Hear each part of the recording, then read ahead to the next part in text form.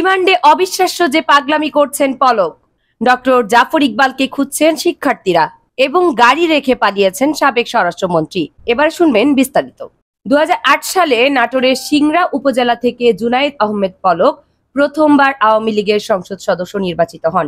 এলাকার আওয়ামী লীগ নেতা ও ব্যবসায়ীদের কাছ থেকে টাকা ধার নিয়ে করেন নির্বাচন।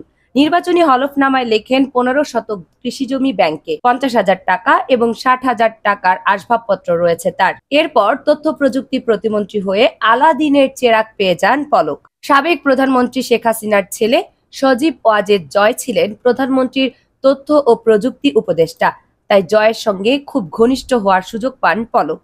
সেই সুযোগ কাজে লাগিয়ে হয়ে ওঠেন স্বেচ্ছাচারী। গত 5ই আগস্ট শেখ হাসিনা সরকারের পতনের পর আত্মগোপনে চলে যান তিনি।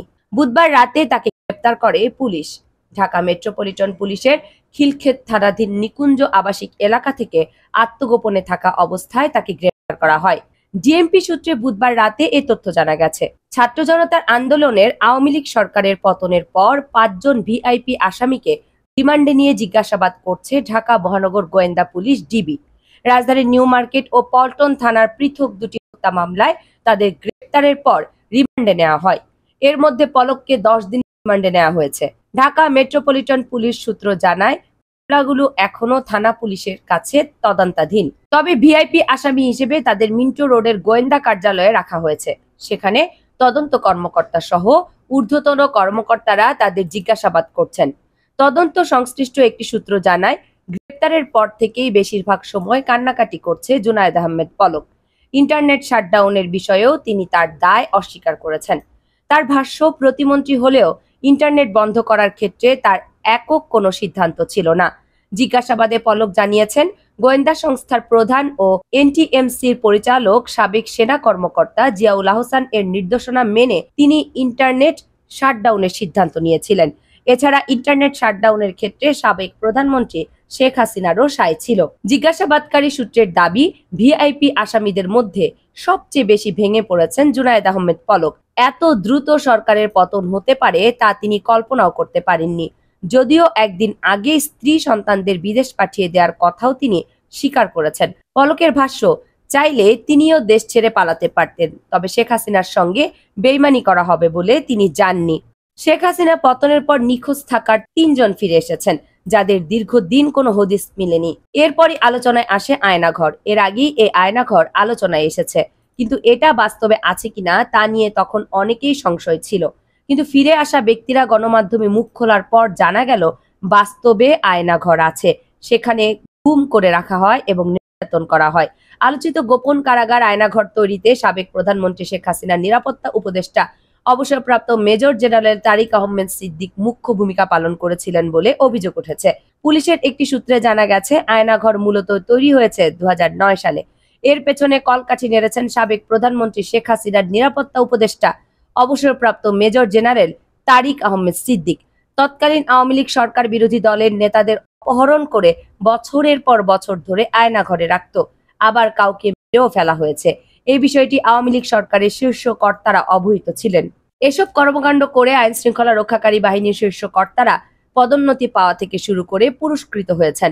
সেনাবাহিনী থেকে অব্যাহতি পাওয়া national telecommunication monitoring centre NTMC সাবেক মহাপরিচালক মেজর জেনারেল জিয়াউল আহসানকে গত 15ই আগস্ট রাতে গ্রেপ্তার করার পর আয়নাঘর সহ নিখোঁজ হওয়া ব্যক্তিদের বিষয়ে ব্যাপক জিজ্ঞাসাবাদ করা হচ্ছে।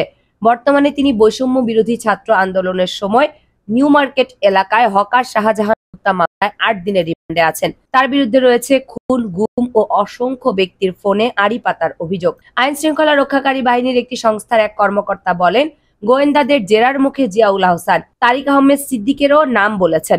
জিয়াউল আহসান দীর্ঘদিন র্যাবে দায়িত্ব পালন করেছেন। 2022 সাল থেকে এনটিএমসির মহাপরিচালক হিসেবে দায়িত্ব পালন করেছিলেন। বিগত আওয়ামী লীগ সরকারের আমলে ভিন্ন মত এবং বিরোধী রাজনৈতিক দল দমন করার জন্য গুমের মতো অপরাধ সংগঠিত হয়। রাজনৈতিক প্রতিপক্ষ থেকে শুরু করে ব্যবসায়িক প্রতিপক্ষ পর্যন্ত গুমের ঘটনা ঘটে। 2022 সালের ডিসেম্বরে গুরুতর মানবাধিকার লঙ্ঘনের অভিযোগে যুক্তরাষ্ট্র র্যাব ও বাহিনীটির কয়েকজন কর্মকর্তার উপর নিষেধাজ্ঞা দেয়। এনটিএমসি স্বরাষ্ট্র মন্ত্রণালয়ের আওতাধীন হলেও এটির নিয়ন্ত্রণ ছিল তারিক আহমেদ সিদ্দিকের হাতে। জিয়াউল দায়িত্বে থাকাকালে একের পর এক কল রেকর্ড ফাঁস করেন। রাজনৈতিক ব্যক্তি থেকে শুরু করে আওয়ামী লীগ সরকারের জন্য হুমকি, এমন সব ব্যক্তির স্পর্শকাতর কল রেকর্ড তার নির্দেশে সামাজিক যোগাযোগ মাধ্যমে ছড়িয়ে দেওয়া হতো। তবে সাবেক সেনা কর্মকর্তা জিয়াউল আহসান আদালতে রিমান্ড শুনানিতে আয়নাঘরের সঙ্গে তার সম্পৃক্ততার কথা অস্বীকার করে নিজেকে নির্দোষ দাবি করেন। তিনি বলেন, ৭ই আগস্ট তাকে তুলে নিয়ে আয়নাঘরেই রাখা হয়েছিল। নাম প্রকাশ না করে পুলিশ সদর দপ্তরের ঊর্ধ্বতন এক কর্মকর্তা বলেন, আয়নাঘর নিয়ে তারা বেকায়দায় আছেন। এটি নিয়ে দেশ বিদেশে সমালোচনার ঝড় বইছে। সরকার পতনের আগ পর্যন্ত এখানে কয়েকশো মানুষ আটক ছিল বলে তারা তথ্য পেয়েছেন। এই কর্মকর্তা জানান, আয়নাঘর কচুক্ষেত, উত্তরা ও মিন্টো রোডে আইন শৃঙ্খলা রক্ষাকারী বাহিনীর ইউনিটে ছিল।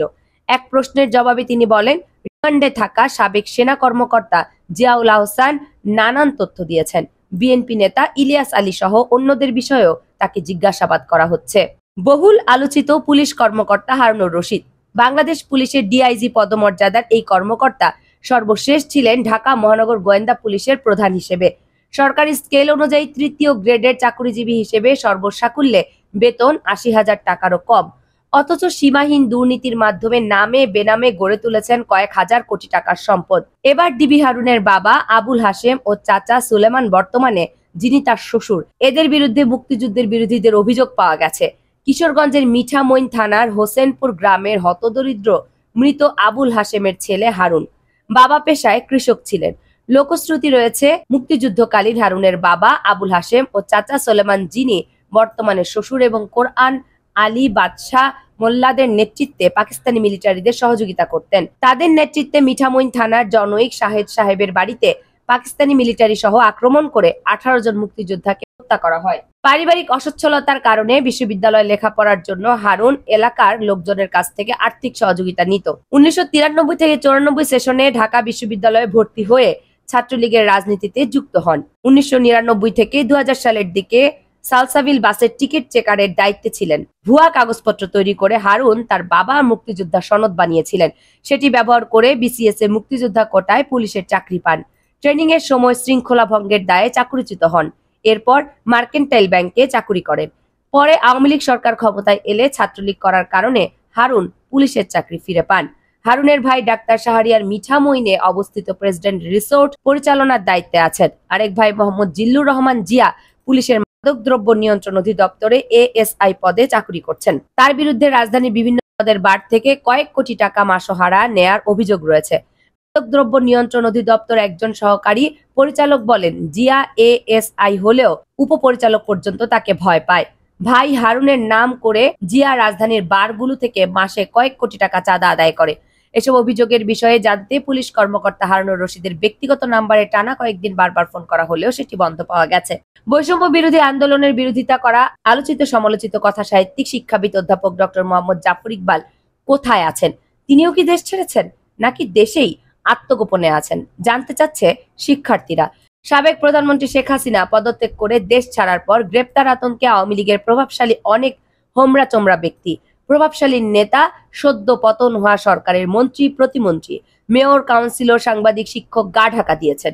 খোঁজ মিলছে না আওয়ামী পন্থী বিশিষ্ট ব্যক্তিদেরও।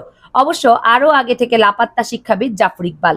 বৈষম্য বিরোধী আন্দোলনের মাঝখানে শিক্ষার্থীদের বিরুদ্ধে অবস্থান নেয়ার সমালোচিত হন জাফর ইকবাল। ৫ই আগস্টের পর অনেক শিক্ষার্থীকে জাফর ইকবাল কোথায় আছেন জানতে চেয়ে সামাজিক যোগাযোগ মাধ্যমে ফেসবুকে পোস্ট দিতে দেখা যায়। তিনি গর্তে আছেন বলেও অনেককে মন্তব্য করতে দেখা যায়। এছাড়াও ফেসবুকের বিভিন্ন গ্রুপ ও পেজে জাফর ইকবালকে নিয়ে ট্রল ও মিমে মেতে ওঠেন আন্দোলনকারী শিক্ষার্থীরা। অনেকেই গর্তের ছবি পোস্ট করে ক্যাপশন লিখেছেন। ফেসবুকে জাফর ইকবাল সম্পর্কিত পোস্টের কমেন্ট বক্সে জাফর ইকবালকে দালাল, চাটুকার ও প্রতারক বলেও সম্বোধন করতে দেখা যায়। এক ফেসবুক ব্যবহারকারী লিখেছেন, গর্তজীবী জাফর ইকবালকে আবারও গর্তে বিলীন হয়ে গেল। আরেকজন পোস্ট দিয়েছেন, আচ্ছা জাফর ইকবাল কই? একজন জানতে চেয়েছেন, নতুন স্বাধীন দেশে জাফর ইকবাল স্যারের অনুভূতি কেমন? এছাড়াও অনেককে জাফর ইকবালের যৌক্তিক সমালোচনা করতেও দেখা যায়। রাজধানীর ধানমন্ডিতে রাস্তায় পড়ে থাকা আনুমানিক ২ কোটি টাকার মূল্যের গাড়িটির মালিকের পরিচয় পাওয়া গেছে। ১৮ই আগস্ট সকাল থেকে ধানমন্ডির বাইতুল আনাম মসজিদের সামনের দিকের রাস্তায় ৩ ঘন্টা গাড়িটি পড়ে থাকলেও মালিক পাওয়া যাচ্ছিল না। অবশেষে গাড়িটি সাবেক স্বরাষ্ট্রমন্ত্রী ও আওয়ামী লীগের নেতা আসাদুজ্জামান খান কামালের বলে নিশ্চিত হওয়া গেছে। নামি দামি ব্র্যান্ড ল্যান্ড ক্রুজারের গাড়িটি কে সেখানে ফেলে রেখে গেছে তা জানা যায়নি। জানা যায় রোববার সকাল থেকে গাড়িটি রাস্তায় পড়েছিল। দিনভর গাড়িটি সেখানে থাকলেও মালিকের কোনো খোঁজ মেলেনি। পরে সেই গাড়িটির দীর্ঘ সময় একই স্থানে থাকায় কে বা কারা গাড়িটির লুকিং গ্লাসও খুলে নিয়ে যায়। অবশেষে সেনাবাহিনীর সহযোগিতায় গাড়িটির রেকারে করে অন্যত্র নিয়ে যাওয়া হয়। শুরুতে গাড়িটির মালিকের নাম জানা না গেলেও পরে সেটি সাবেক স্বরাষ্ট্রমন্ত্রীর বলে নিশ্চিত হওয়া গেছে।